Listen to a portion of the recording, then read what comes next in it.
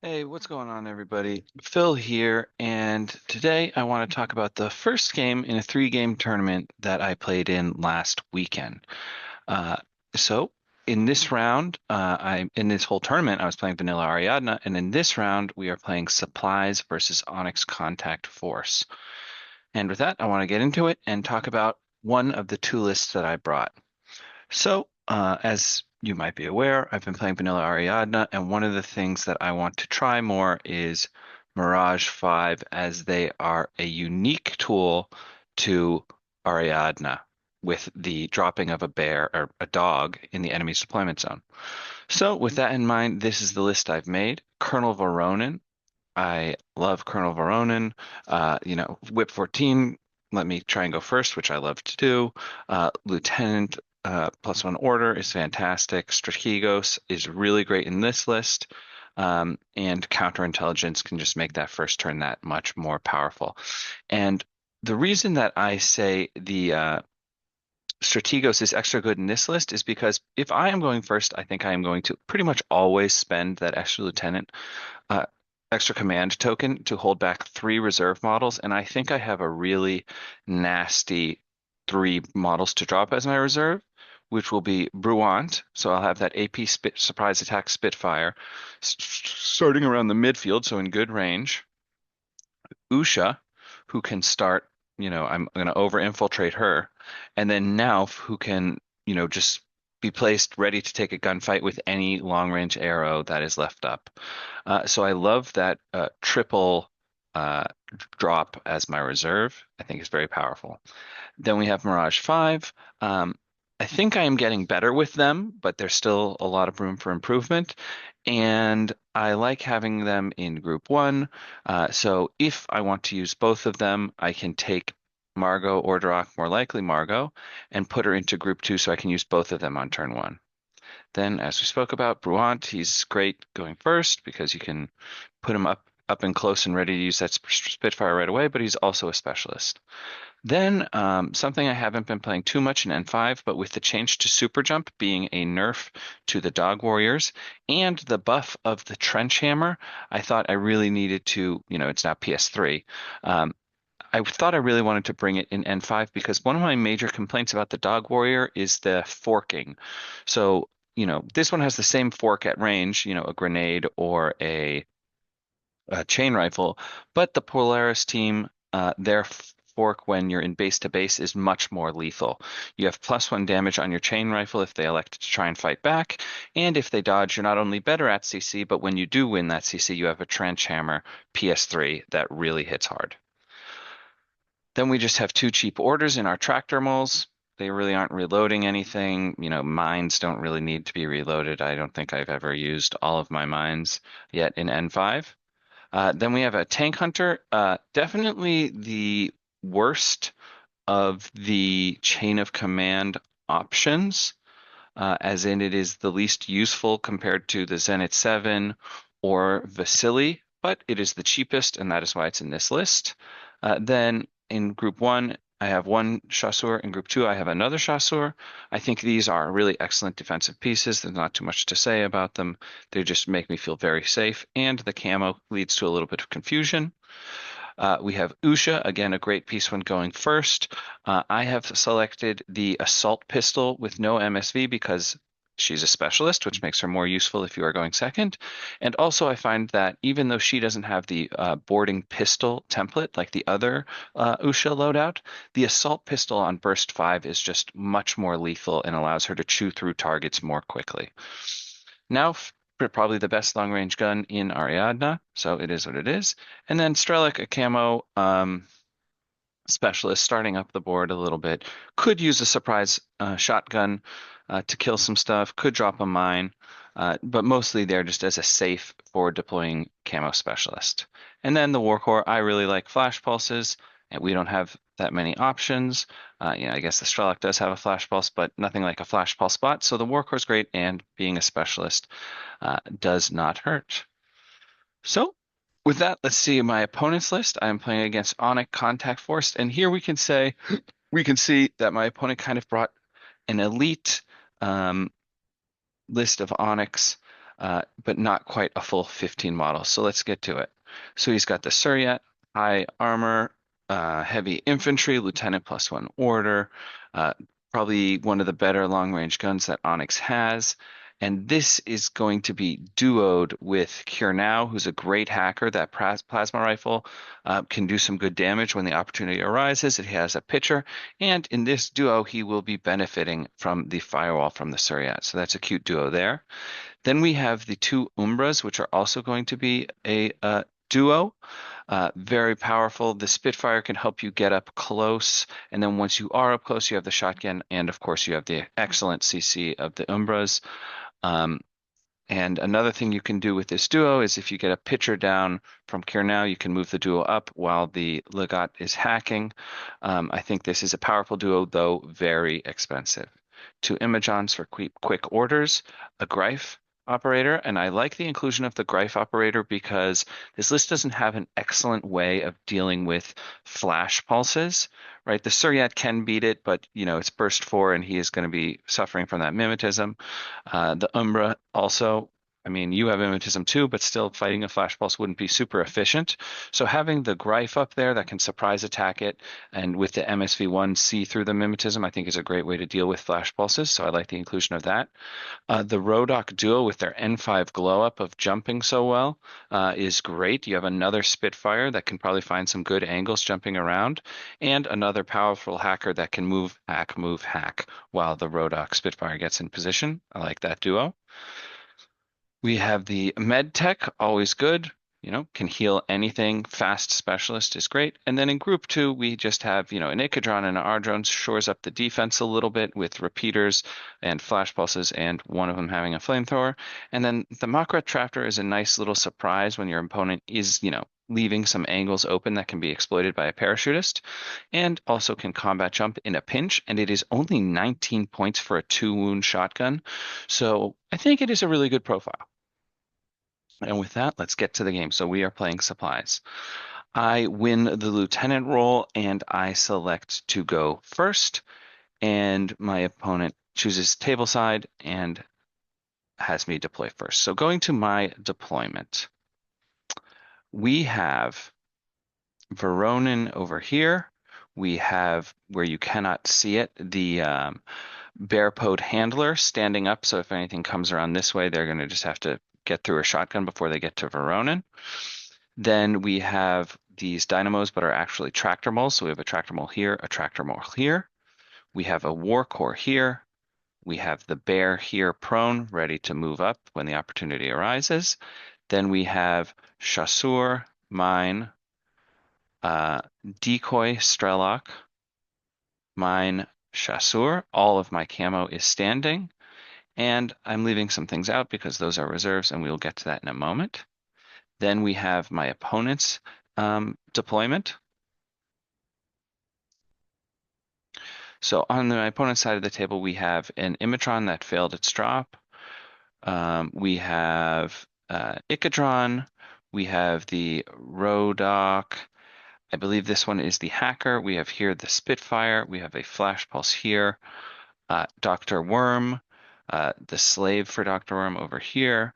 We have a Suryat who is kind of up on ARO a little bit, looking like this, which is a very ballsy move to leave your lieutenant up on ARO like that.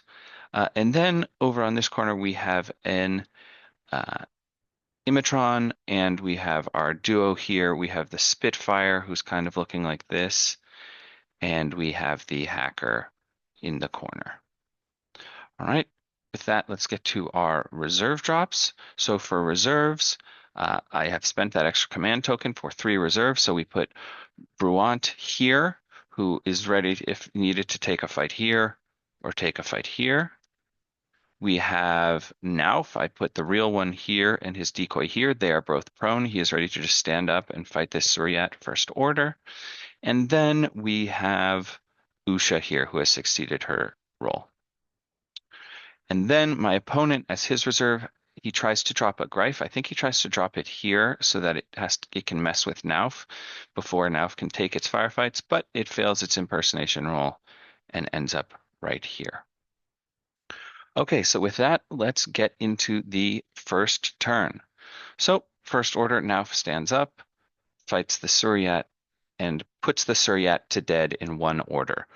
I knew that that was the lieutenant, and just from the whip and looking at the models deployed, so I am very happy with that first order. Then I look at kind of my angles. I see, I think about Nauf fighting the Umbra, but I notice that, um, I mean, Bruant fighting the Umbra, but I see that Nauf can move over and fight it. So Nauf does a little shuffle here to fight the Umbra and also puts him down in one order. So two orders, two very expensive models dead. I am feeling quite good about my position here. And let's move over to my opponent's point of view to see what happens next. So what we do next is we drop Margot. Margot drops here, and there is no reaction because she is out of 8 from the Umbra. She spends an order and moves over, shooting the Umbra in the back. My opponent, is kind of bummed that he made him facing this way and acknowledges that was a mistake, but it happened. She kills him in one order. Then she kind of just idles a little bit, puts down the Imatron in one order. Then we move over to using the rest of my group 2 orders. So Usha, kind of just idles, surprise attack, assault pistols the flash pulse, which has delayed, puts that down in one order. I have like one order left, and I kind of debate if I want to go into camo or do something else with Usha. I think about coming around here and fighting the Rodok, but then the Grief is going to see me. So I just think instead of going to camo, I'd rather take one more order away from my opponent. So she just peeks the corner a little bit. And even though we're outside of 8 with 0 cover, the 0 range makes me on 5/12s. She puts down the Greif. And in this meantime, the Rodok has been failing to spotlight Usha. So I have some orders left in my first group, and so that means I'm going to go with Bruant. So Bruant comes around this way, and to get a box on his way, he is able to get Kernau in the back and kills him. Then I take the box and I go around here and hide right there. So once we, mark down everything that has happened, we have killed the Suryat, both Umbra, an Imatron, a Flash Pulse bot, a Greif. Let me mark this as I go through. So we have killed Suryat, here now, both Umbra, an Imatron, a Flash Pulse bot, and a Greif. And we still have Duroc to drop. So this is a very successful alpha in my spot. We still have Margot here who is going to need to be dealt with, and I have a box. So my opponent's turn, he's lost a lot, but he is going to see what he can redeem. Let's look at the pictures just to see what we're working with at this beginning of turn 2. So here we are. We have Bruant safe, tucked away with a box. We have Margot threatening. Oh, and you know what? I forgot to mention, I did have a couple of orders left after Bruant got down here. And Margot tried to spec fire 2 grenades onto Dr. Worm and failed.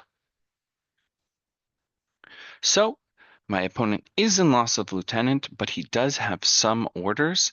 He has his Rodoks, which are Morats, so they are Warhorse, who are going to be supplying regular orders. We have an Imatron supplying regular orders, and he is going to see if he can get something done. So, in my deployment, I don't know if I mentioned, there's Tank Hunter down here. So what he does is he switches something from group 1 to group 2. I don't know what it is. And he combat jumps his macro trapper right here. So it goes down. I reveal this Strelok to Flash Pulse. I fail, or he makes the save. The macro trapper goes down, and Nauf dodges successfully down to here. Then the macro trapper tries to fight Veronin from up here.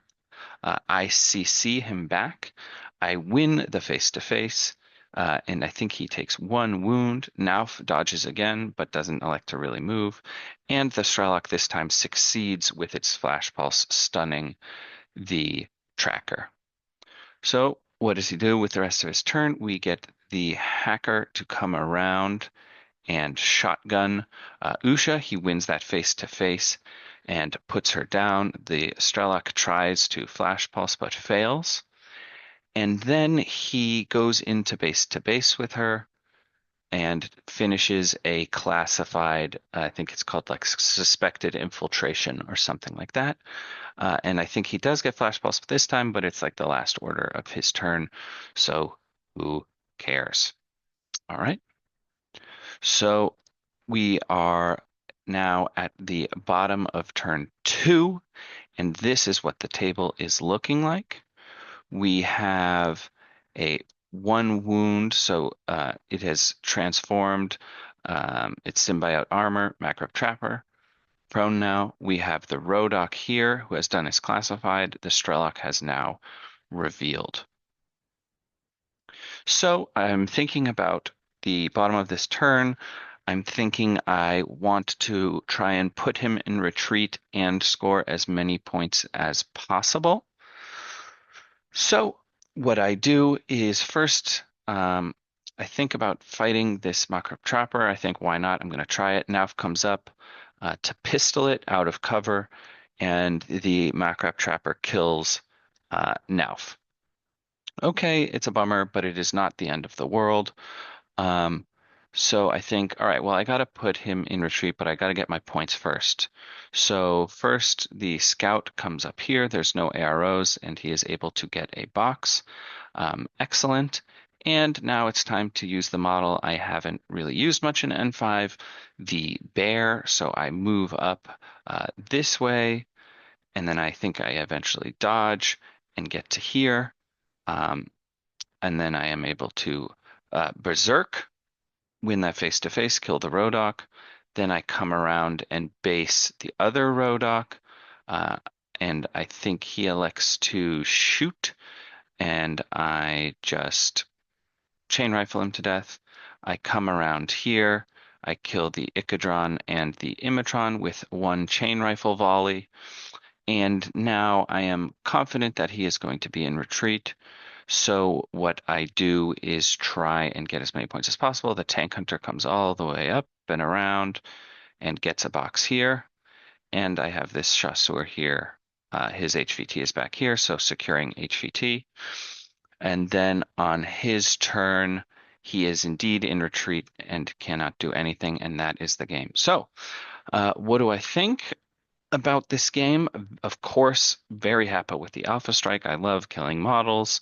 That's my favorite thing to do in Infinity. So I like this list. It definitely, succeeded on the going first. So I'm hoping later in the tournament, and my hope will be fulfilled, that I will get a chance to go second and see how it performs. So stay tuned. In my next battle report, we will be playing Acquisition, and I will be going second. Thanks everyone so much for watching, and hope you have a great day.